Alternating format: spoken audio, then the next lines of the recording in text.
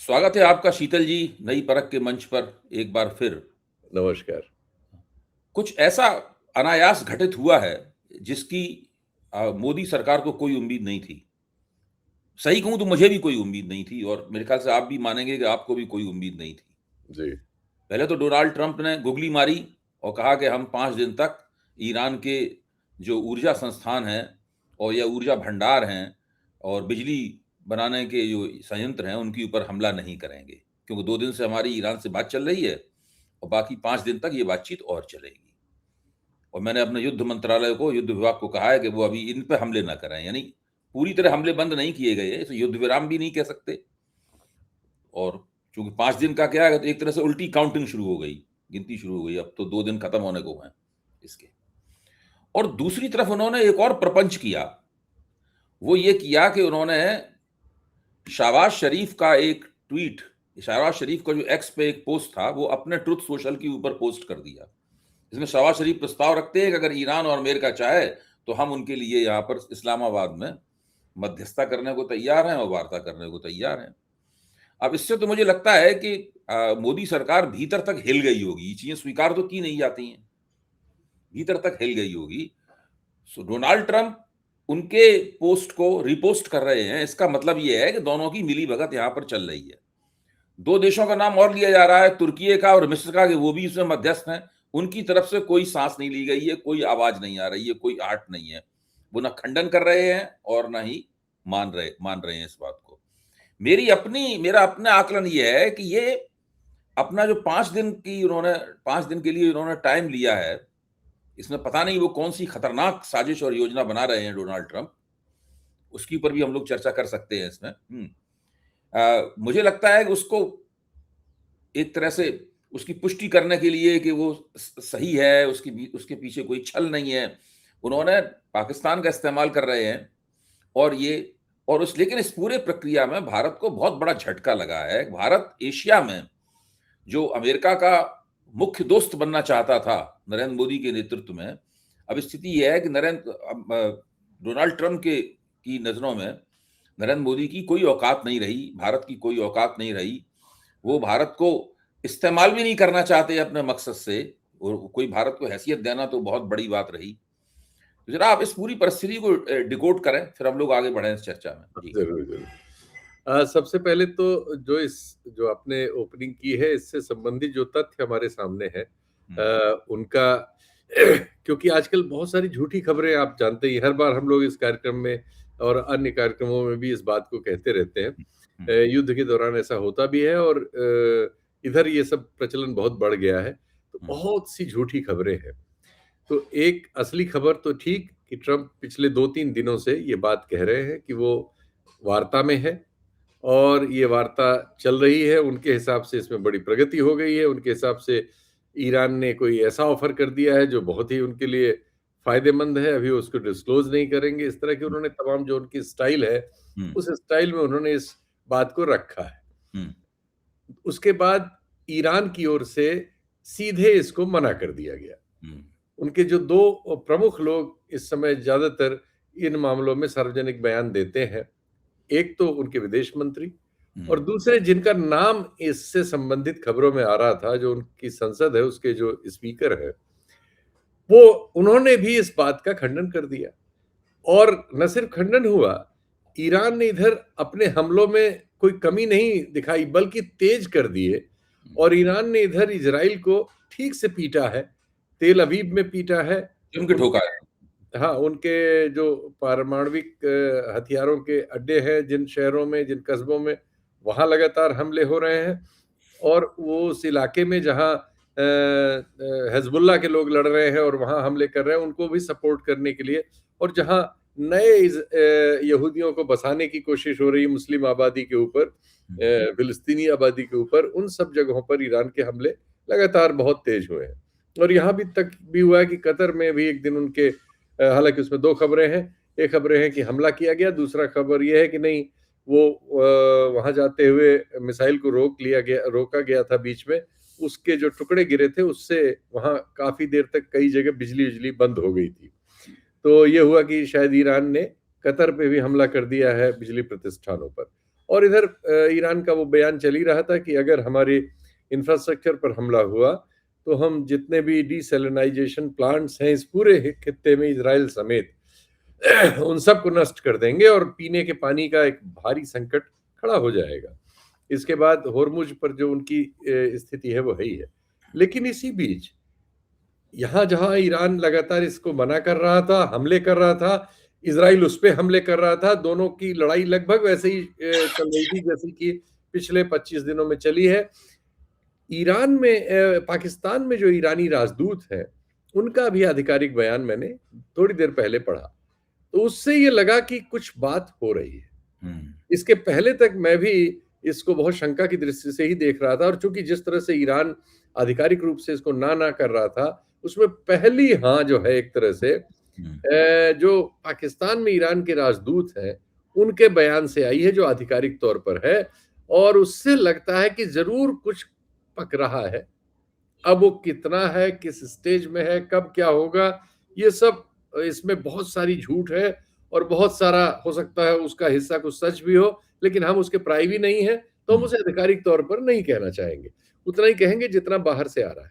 इसके साथ ही क्या हो रहा है, विभिन्न अंतरराष्ट्रीय माध्यमों में जो जो ऑथेंटिक है, जिनकी हैसियत है, उन सब में तमाम सैनिक अधिकारी जो अमेरिकी सेना के रिटायर्ड हैं और सीआईए के अधिकारी, वो सब विभिन्न किस्म की सैनिक तैयारियों की बात कर रहे हैं। वो एक विशेष फोर्स होती है, हर सेना में होती हैं, जो उस तरह के ऑपरेशन करती हैं, जैसे हमारे यहाँ सर्जिकल स्ट्राइक की बात की जाती है, उस तरह के ऑपरेशन वाली एक फोर्स 3000 के आसपास लोगों को भेजा जा रहा है खाड़ी के विभिन्न क्षेत्रों में। खाड़ी के देशों में इसमें एक और डेवलपमेंट हुआ है इस बीच। इराक में जो इनका अड्डा था, वो अड्डा खाली हो रहा है। इराक के अड्डे पर, यह कम रिपोर्ट हुआ, इराक के अड्डे पर इराक में ईरान समर्थक बहुत सारे संगठन हैं, जिनको पश्चिम आतंकवादी संगठन कहता है, और ये लोग उनको लड़ाके कहते हैं।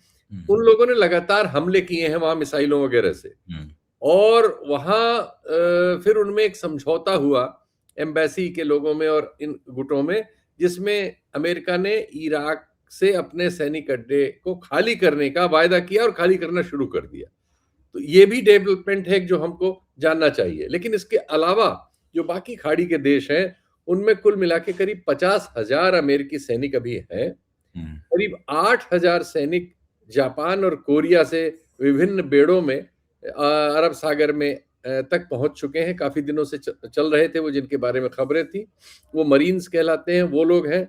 और ये कुछ 3,000 इस तरह के एयरबॉर्न इनको कहा जा रहा है, जो हवाई जहाज से कहीं गिराए जाते हैं और उस एक छोटे ऑपरेशन वगैरह करके फिर गायब हो जाते हैं।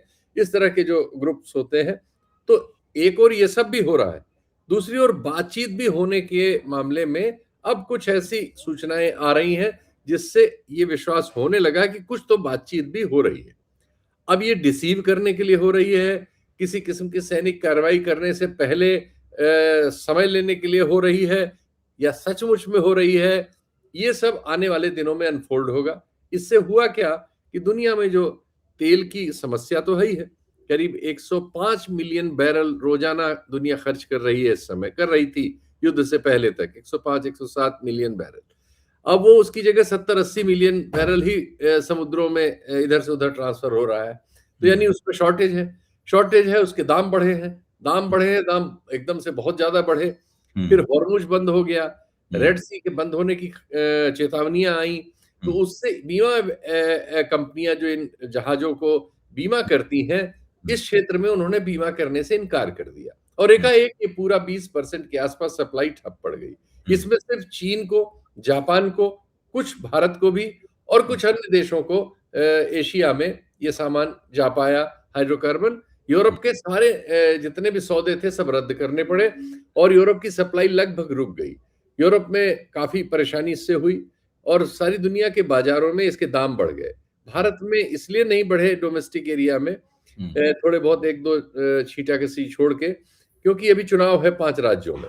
हालांकि इसका श्रेय सरकार ले रही कि देखिए हमने दाम नहीं बढ़ाए, लेकिन हम जानते हैं कि वो चुनाव है इसलिए वो नहीं बढ़ाए। तो ये सब अभी तक ऑथेंटिक डेवलपमेंट्स हमें दुनिया में हैं, प्लास्टिक इंडस्ट्री में दाम जो दाना कहलाता है उनका सिंपल, हमारे यहाँ गुजरात में ही ज्यादातर है, इन दाने के दाम में 70 से 130% की वृद्धि हो चुकी है। बहुत सारी फैक्ट्रियां इस भाव में काम नहीं कर सकती, मीडियम और छोटी, जिनको हम एसएमए वो कहते हैं, उन सब ने अपना काम रोक दिया है। और जो हमारी एक इंडस्ट्री है जिस पर हम लोग कई बार कह चुके, मोरबी में जो ये बनाती है फर्श वर्श टाइल्स पे जो टाइल्स टाइल बनती है, इसको बनाने वाला पूरा काम रुक गया है, क्योंकि प्रोपेन गैस से चलता है और हम लोग अभी प्रोपेन गैस इंडस्ट्री को नहीं दे सकते। हमने एलपीजी की सप्लाई, प्रोपेन एलपीजी का एक पार्ट है, तो वो हमने इंडस्ट्रियल एरिया से और रेस्टोरेंट वगैरह से विड्रॉ करके डोमेस्टिक में हमने डाला, चूंकि 82% हमें जरूरत डोमेस्टिक कंजम्पशन में होती है, और वहां उससे हाहाकार मच सकता है, लेकिन हाहाकार मच गया है। गुजरात के कई शहरों में कल से लोग बाल्टी तक में पेट्रोल और डीजल वगैरह को स्टोर करने पे लग गए, और कई जगह प्रशासन को उसके लिए चेतावनी देनी पड़ रही, पुलिस लगानी पड़ रही है, क्योंकि पूरे देश में एक पैनिक का वातावरण है, और गुजरात में सबसे ज्यादा है, क्योंकि वहां के इंडस्ट्रियल एरिया में एकाएक कटौतियां हुई हैं, और तमाम मजदूर वगैरह जो है वहां से वापस शुरू हो गए हैं वापस आना। इसकी वजह से स्थिति ये हुई है कि सरकार में प्रधानमंत्री जी को भी हाउस में कम से कम ये कहना पड़ा।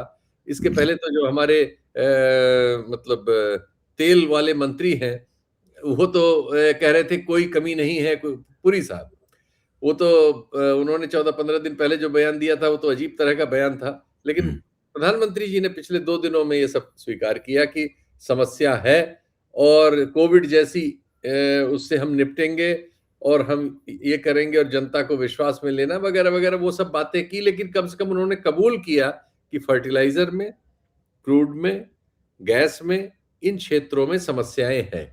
अब हमारी समस्या, जो बहुत बार हम लोग वैसे बात कर चुके हैं, फर्टिलाइजर में हमारे पास मई तक का तो स्टॉक है, लेकिन हमारे 32 यूरिया बनाने वाले जो कारखाने हैं, उनमें 30 जो है नेचुरल गैस से चलते हैं। नेचुरल गैस हमें करीब 190 MMBTU साल में लगती है, इसमें हम 90 से लेके 95 तक बना पाते हैं, यानी आधा करीब हम इंपोर्ट करते हैं, और इसमें मैक्सिमम इंपोर्ट कतर से हो रहा था, क्योंकि वो पास में भी है, और इसमें जो भी सौदे होते हैं लॉन्ग टर्म होते हैं। ये बात टेलीविजन चैनलों में वक्त नहीं होता कहने का, आपके कार्यक्रम के जरिए लोगों को बताना जरूरी है। देखिए भाई, एलएनजी का जो काम है ये बहुत दीर्घकालिक काम है।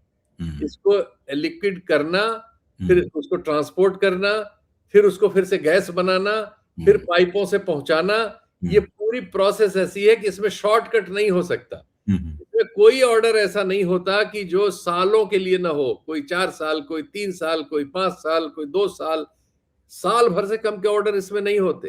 एलएनजी के लिए उतारने के लिए भी विशेष किस्म की व्यवस्थाएं करनी पड़ती हैं, एलएनजी की स्पेशल जेट्टी बनती है, हर बंदरगाह पर एलएनजी उतर भी नहीं सकती, तो विशेष कुछ केंद्रों पर ही उतर सकती है, विशेष जहाजों से ही वो लाई जा सकती है, और विशेष रूप से वो लिक्विडिफाई की जाती है, और विशेष रूप से वो गैसिफाई की जा सकती है। ये बात जरूर समझ लीजिए, क्योंकि प्रधानमंत्री जी ने एक बात बहुत अजीब कह दी थी कि साहब जिनको एलपीजी की जहां जहां दिक्कत हो वो पीएनजी ले लें। ऐसे नहीं होता भाई, ऐसे पीएनजी, एलपीजी की तरह पीएनजी को नहीं लिया जा सकता। हमारे प्रधानमंत्री इस तरह की बातें करते रहते हैं। क्योंकि वो बहुत सारी बातें ऐसे कर देते हैं, इसलिए मुझे कल एक कार्यक्रम में मैं किसी टेलीविजन चैनल पे था, वहां आप जानते ही है कि वहां तो अजीब सा होता है, एकदम 1 सेकंड में आपको पता नहीं क्या रिजल्ट देना होता। ये बातें 1 सेकंड में क्लियर नहीं की जा सकती। जब तक आप एलएनजी के बारे में बताना शुरू करते हैं, तब तक एंकर का दूसरा सवाल। मैं पिछले 15 साल से समस्या से जूझ रहा हूँ। जी जी, आपका तो बहुत अनुभव है, मैं तो अभी इसका अभ्यस्त ही नहीं हो पाया हूँ कि अपनी बात कैसे वहां पे उतने क्षण में कह दी जाए। तो खैर, तो आपके माध्यम से मुझे ये मौका मिल गया है, और बहुत अच्छा होता है। आपके कार्यक्रमों को लोग खूब देख भी रहे हैं, तो वो कम से कम इस बात को जान जाएंगे कि भाई एलएनजी में ये नहीं किया जा सकता, और एलएनजी के दुनिया में रातों रात प्लांट भी नहीं खड़े किए जा सकते।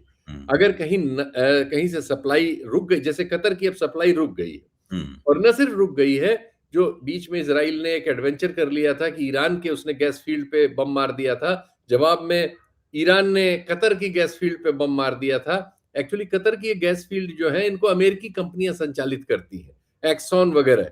तो ये एक्सॉन का हिस्सा था जिसमें ईरान ने बम मारा था। उससे उनकी 17% कैपेसिटी कम से कम 2 साल के लिए खत्म।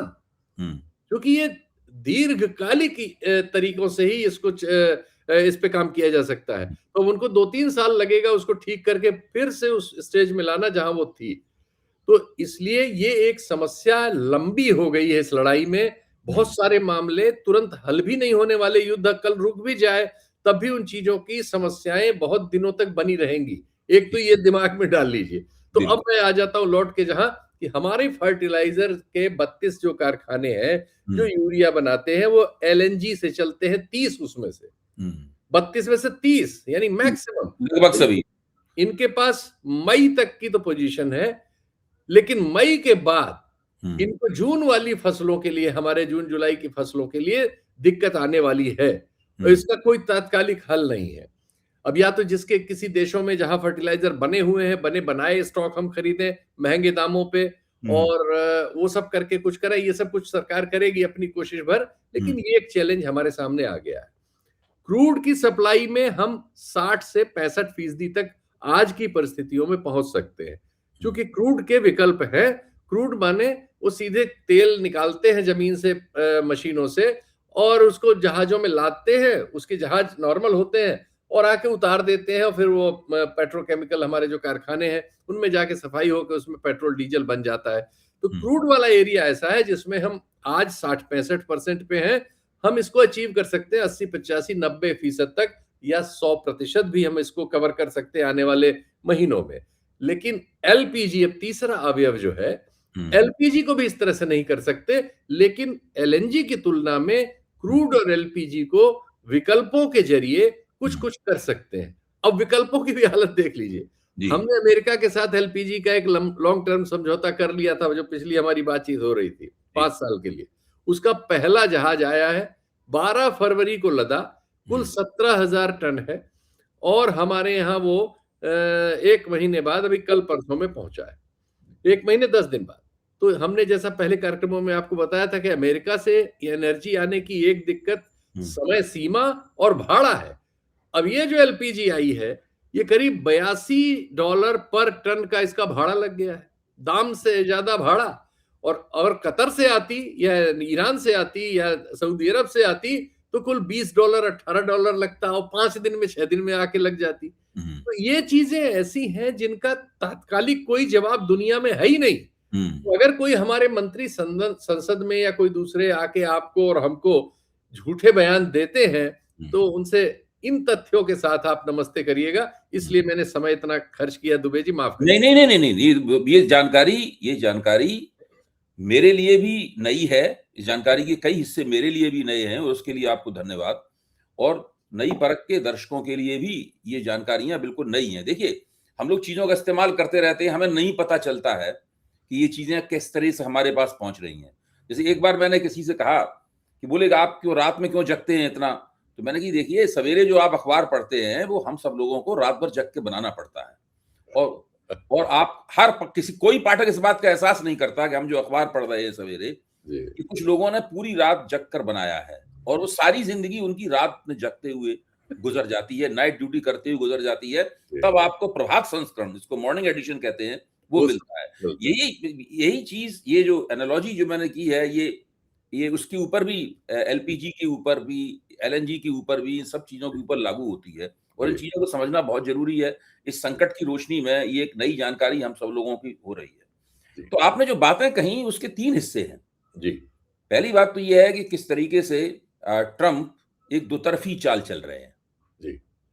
वो दोतरफी चाल ये है कि एक तरफ तो वो बड़े पैमाने पर मध्य पूर्व में सैनिकों को जमा कर रहे हैं और तरह तरह के सैनिक जमा कर रहे हैं। उनके 2 पोत में बैठकर करीबन 5,000 मेरीन कमांडोज रास्ते में हैं और कभी भी पहुंच सकते हैं। अरब सागर में आ चुके हैं वो। दूसरी तरफ वो छाताधारी सैनिकों का एयरबोर्न डिवीजन जिसको बोलते हैं, उनका उन्होंने किया है। उसके बाद और भी उन्होंने कुछ अपने इलीट जो उनकी टुकड़ियां हैं उनको भी ला रहे हैं, जापान से भी ला रहे हैं, जगह जगह से ला रहे हैं। तो यहाँ पहले से जो 50,000 मौजूद हैं उनके अंदर एक बड़ा इजाफा कर रहे हैं। अच्छा, इन सैनिकों की प्रकृति अलग अलग तरह की है। जी, इसका मतलब ये है कि अमेरिका किसी खास तरह के ऑपरेशन करने की योजना के साथ में ये काम कर रहा है। जी, और चूँकि उनको उनके यहाँ वहाँ से यहाँ तक आने में देर लगेगी, तो ये जो 5 दिन का वक़्त लिया गया है, शायद 5 दिन के वक़्त का एक ये इस्तेमाल भी है कि जब तक हमारी जितनी फ़ोर्सेस हम चाहते हैं, वो यहाँ पर आ जाएँ। जी, एक बात तो ये। इसी की दूसरी चाल ये है कि ट्रम्प ये भी चाहते हैं कि इसी में कोई रास्ता भी निकल आए, जी। फिर सैनिकों का इस्तेमाल ना करना पड़े। हुँ, हुँ, रास्ता निकल आए और आपने जो पाकिस्तान में ईरान के राजदूत हैं, उनकी एक आपको भी लगता है कि कहीं कोई ओपनिंग में ईरान भी दिलचस्पी ले रहा है, वरना ईरान ने तो मज़ाक करते हुए, एक तरह से कटाक्ष करते हुए कहा है कि जी, अमेरिका अपने आप से बात कर रहा है। जी, जी, जी, हम इस बात में शामिल नहीं हैं। जी, तो ये एक दो तरफ़ी चाल ट्रम्प खेल रहे हैं। जी, अच्छा, दूसरी तरफ आपने ये जो बताया कि भारत के अंदर जो ऊर्जा संकट है, जैसे मोरबी पूरी तरीके से बंद हो चुका है जी, और वो कब क्या खुलेगा, वहाँ से रिवर्स माइग्रेशन शुरू हो चुका है। जी, दिल्ली के इर्द-गिर्द एक बहुत कई सारे औद्योगिक हब हैं। जी, सोनीपत में है, पानीपत में है, एनसीआर में चले जाइए तो राजस्थान में सांगानेर वगैरह में हब है और हिसार में है। ये सारे के सारे बंद हो चुके हैं या बंद होने के कगार पे हैं या जी, केवल 20% काम कर रहे हैं, 10% काम कर रहे हैं और वहाँ के मज़दूर भी रिवर्स माइग्रेशन कर रहे हैं। मुझे लगता है इस वक़्त देश में कोविड जितना तो नहीं, कोविड में तो बहुत ज़्यादा हुआ था, जी, शायद बहुत दिन तक युद्ध चला तो वैसा फिर हो जाएगा। जी, लेकिन फिर भी 1 लाख से ज़्यादा मज़दूर जो हैं, कोरबी के मज़दूरों को जोड़ दिया जाए, मोरबी के मज़दूरों को जोड़ दिया जाए, तो 1 लाख से ज़्यादा मज़दूर रिवर्स माइग्रेशन यानी वो गाँव से गए थे शहर, अब शहर से फिर जाएँगे अपने गाँव। जी। इस प्रक्रिया में हैं। आप कुछ इस कहना चाहते थे? इसमें हाँ, ज़रूर। इससे भी बड़ी संख्या हमारे उन मज़दूरों की जो विदेशों में काम करते हैं और ख़ासकर खाड़ी देशों में, जी, जी। वो भी वहाँ से लौट आए हैं। ये बिल्कुल। समस्या भारत के ही लेवल तक सीमित नहीं है। हुँ, भारतीयों के लिए समस्या तो हुँ। जगत व्यापी हो गई है। जी, जी। हमारे लोग जो खाड़ी में काम कर रहे थे, वहाँ भी युद्ध की वजह से काम-धाम बंद हो रहा है। हुँ। सुरक्षा का खतरा है। तो उनमें से भी बहुत सारे लोग जो संभव हो पा रहा है लौट रहे हैं और उनकी भी संख्या एक बहुत बड़ी संख्या है। जी, हुँ। और आपके वक्तव्य का तीसरा मैं इत लंबे वक्तव्य को इसलिए पाठकों के लिए प्लीज़। दर्शकों को बता दूँ, तीसरा पक्ष ये है कि हमारी सरकार जो है, वो कोई संकट का कोई पूर्वानुमान लगाने में नाकाम रही। जी, उसके पास कोई तैयारी नहीं थी। जी, दीर्घकालीन स्तर पे से एक ज़माने में चर्चा की जाती थी, पहले की सरकारें में हम गैस ग्रिड बनाएँगे। वो गैस ग्रिड बस बातें करके छोड़ दी गईं। कुछ दरअसल हुआ नहीं उस गैस ग्रिड का मतलब जो है। जी, इसी तरीके से चीन ने जिस तरह से बहुत बड़े पैमाने पर तेल जमा कर लिया है अपने पास, भंडारण कर लिए हैं। जी। भारत उस तरह के भंडारण भी नहीं कर पाया। यहाँ पे इनके 1 महीना या कुछ दिन से एक ज़्यादा का एक भंडार नहीं है। एक और चीन के लिए सुविधा है कि इस लड़ाई में चीन को ईरान से या खाड़ी से जो भी संभव हो सकता है, उसका सबसे बड़ा हिस्सा चीन में ही जा रहा है। चीन में ही जा रहा है। और जो दुनिया के सप्लायर्स हैं, चाहे अफ्रीका के हों या रूस है, इनकी भी सबकी फर्स्ट प्रायोरिटी ईरान समेत चीन ही है। चीन और ही है। चीन का एपेटाइट भी बहुत बड़ा है, भारत से बहुत ज़्यादा तेल उसको ज़रूरी है, जी, जी। लेकिन उसके पास उसके विकल्प बहुत हैं और वो बहुत बड़ी इकोनॉमी है। नुकसान उसका भी हो रहा है, इसमें हुँ, कोई शक नहीं कि हुँ, इस सब से सारी दुनिया का ही नुकसान हो रहा है हुँ, और ऐसा नहीं है कि चीन का सब कुछ ठीक ही ठाक इससे हो रहा है, हुँ, युद्ध से उसका भी नुकसान हो रहा है। हुँ। लेकिन फिर भी उन्होंने इस परिस्थिति से लड़ने में जो उनकी स्थिति है और जो हमारी स्थिति है, उसमें बहुत बहुत फ़र्क है। बड़ा प्रशासनिक लोचा है। हाँ, जी, बहुत सही बात। अब हम लोग इस बात पे चर्चा करेंगे कि जी, ये जो पाकिस्तान बीच में आ गया, जी, ये जो ट्रम्प ने अपनी गुगली मारी है, इस गुगली का एक टर्न ये भी है, एक जी, एक एक घुमाव ये भी है गुगली का, जी, कि इसमें पाकिस्तान को वो बीच में ले आए हैं जी, और तुर्की और मिस्र की बात तो केवल बात को और प्रभावी बनाने के लिए हो रही है। जी, पाकिस्तान निश्चित रूप से एक प्लेयर बन गया है इसके अंदर और ये चीज़ भारत की उस विदेश नीति के लिए और नरेंद्र मोदी के लिए एक बहुत बड़े सदमे से कम नहीं है, जो कि डोनाल्ड ट्रंप से अपने संबंधों को लेकर बहुत कुछ उम्मीदें लगाए बैठे थे कि इनके ज़रिए वो एशिया प्रशांत सागर में कुछ अपनी हैसियत बना पाएँगे। जी, शीतल जी। बहुत आपने अच्छा कहा हुँ, और मैं इसका थोड़ा-सा वैसा जवाब दूँगा। हाँ, ये हमारी जो मतलब इसका वैसे हम आपके कार्यक्रमों में एक आध बार इशारे में बोल ही चुके हैं। हुँ, जो दुनिया की दक्षिणपंथी राजनीति है हुँ, और खासकर भारत की भी दक्षिणपंथी राजनीति है, उसकी सोच समझ में जो कुछ बुनियादी गलतियाँ हैं, गलतियाँ मैं इसलिए कहूँगा कि वो प्रूवन है। हुँ, उनमें से एक गलती ये है कि वो रूस से की जगह, रूस जब पहले सोवियत संघ था तब तो वो उसके बारे में बहुत दुष्प्रचार करते थे। जो पश्चिमी दुष्प्रचार होता था उसको सबको अपने माध्यमों से फैलाते थे, पांचजन्य और अन्य जो इनके वो सब थे। एंटी कम्युनिस्ट बातें करना, एंटी सोवियत संघ वाली बातें करना, ये सब उनके तर्कों में था। प्रो कैपिटलिस्ट बातें करना, और उसी क्रम में वो अमेरिका से रिश्ते बनाने की कोशिश उस जमाने से करते थे। लेकिन वो इस चीज को समझने में भारी भूल करते थे कि अमेरिका जो है वो व्हाइट सुप्रीमेसी का भी मक्का है कैपिटलिज्म के साथ। सही बात है, सही बात। और जब तक आप इस बात को, इस बेसिक बात को नहीं समझेंगे, जो आज हम बहुत सारे जनरल, हमारे देश के सैनिक जनरल समझ गए हैं, जो भी दक्षिण पंथ से बहुत शिकार थे, लेकिन अब तथ्यों ने उनको हिंदी में सब समझा दिया है और हम लोगों का पहले कहे हुए कथन अब स्थापित हो रहे हैं। और अमेरिका का के बारे में जो खुद किसिंजर साहब ने कहा, वो और जो बहुत प्रचलित है कि अमेरिका का दुश्मन होना तो अच्छी बात है ही नहीं, लेकिन उसका दोस्त होना और खतरनाक बात है। तो अगर आप व्हाइट नहीं है और आप जो है भूरे हैं, काले हैं, पीले हैं, तो आप उनके लिए माध्यम हैं, मित्र या और कोई चीज जैसी संज्ञा में आप आते ही नहीं उनकी सोच विचार में। बिल्कुल। अगर आप इस गलतफहमी में हैं, चाहे पाकिस्तान हो, चाहे भारत हो, चाहे खाड़ी के देश हो, चाहे अफ्रीकी देश हो, चाहे लैटिनी अमेरिकी देश हो, चाहे चीनी हो और जापानी हो, ये सब उनके लिए सेकेंडरी है। पहली बात तो ये समझ लीजिए, प्राथमिकता उनकी व्हाइट सुप्रीमेसिस्ट और कैपिटलिस्ट उनका जो सिस्टम है वो है। उसकी आपूर्ति करने में कहीं वो पाकिस्तान को इस्तेमाल करेंगे, कहीं हिंदुस्तान को इस्तेमाल करेंगे, कहीं खाड़ी के शेख को इस्तेमाल करेंगे, कहीं अफ्रीका के किसी तानाशाह को इस्तेमाल करेंगे, वो करते रहेंगे। ये जब तक आपका, जब बेस स्ट्रक्चर में आप गलती कर लेते हैं, जो भारतीय दक्षिण पथ ने कर रखी है, नतीजा ये हुआ कि ये भड़बड़ाते हुए गए कि किसी तरह से उनको अभी गले में मिल लेंगे, वो जो कहेंगे वो मान लेंगे और हम चापलूसी भी कर लेंगे, उनके खुश करने के लिए कहेंगे हम अच्छा 4 हेलीकॉप्टर ले रहे हैं महंगे दाम पे, अच्छा पनडुब्बी भी ले रहे हैं, ये भी ले रहे हैं।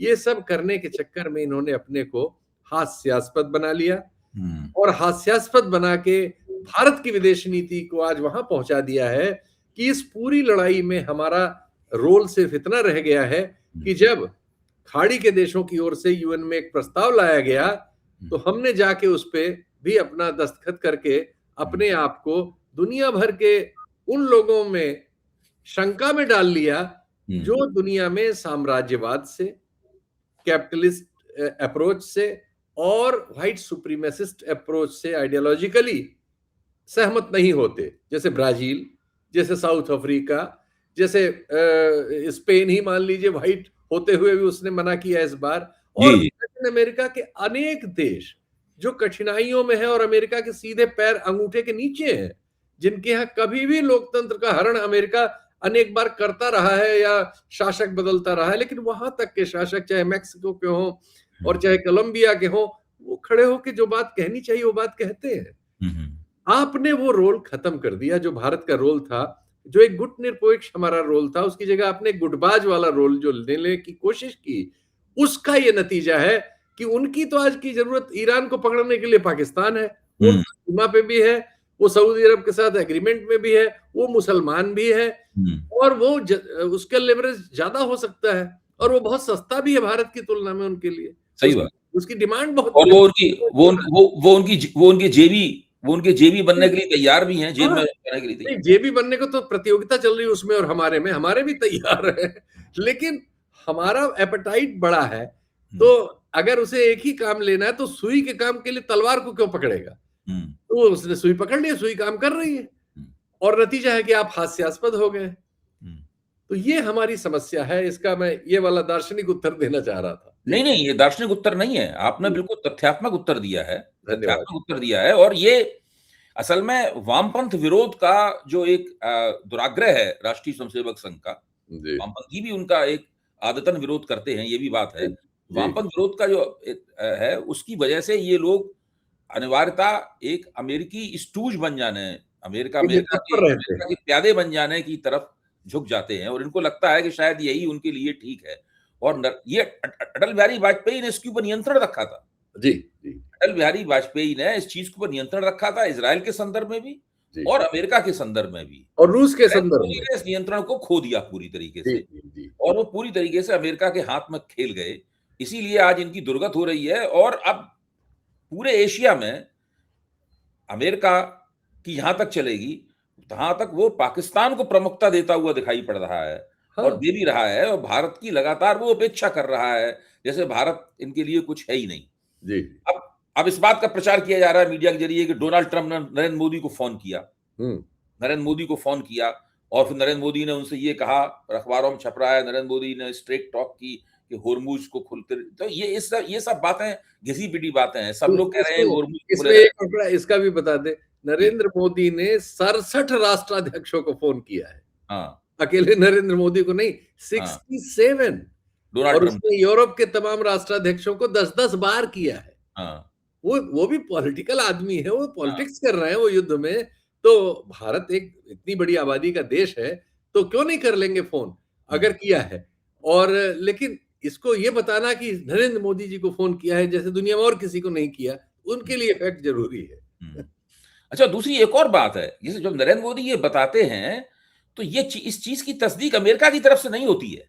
नहीं, हम तो ये मान लेते हैं चलो हमारे प्रधानमंत्री ये जो अपनी तरफ से कहते हैं और हम ये अपनी तरफ से कह के अपने मुँह मियाँ मिट्ठू बनना चाहते हैं। हम इसको सही भी मान लेते हैं, लेकिन इस तथ्य के साथ कि वो जब ऑफिस में बैठते हैं व्हाइट हाउस में हमारे ट्रम्प साहब, हुँ, तो कहीं किसी को फ़ोन करते हैं, कहीं किसी को कुछ करते हैं, जो उनके जैसा उनका व्यक्तित्व है, हुँ, अच्छा उसको फ़ोन लगाओ, हुँ, ये वाले टाइप के हैं वो। हुँ। इसको ये नहीं मान लेना चाहिए कि उसकी वजह से हमारा महत्व हो गया। ये दर्शक आपके कम से कम इस बात से भिज्ञ हों, इसलिए मैंने तथ्य दिया। जी, बिल्कुल। इस वक़्त शीतल जी, हम लोग ये चर्चा कर रहे हैं, जी, उस वक़्त सर्वदलीय बैठक चल रही है जी, और इस सर्वदलीय बैठक में राजनाथ सिंह जी की अध्यक्षता में हो रही है, रक्षा जी, मंत्री की। जी। और इसमें हमारे विपक्ष के नेता राहुल गांधी भी नहीं शामिल हो रहे हैं। शायद उनकी माँ की बहुत तबीयत हाँ, खराब है, वो तबीयत खराब है, अस्पताल में है अस्पताल में वो। है गंगाराम में, तो शायद उनका वहाँ होना ज़रूरी है। जी, और उन्होंने केरल का दौरा भी कैंसल हाँ, किया है, वो दौरा भी परिवार कैंसल वहाँ पे किया, है। जज़्बाती मामला है, लेकिन इस बात को लेकर मीडिया राहुल गांधी के पीछे पड़ा हुआ है,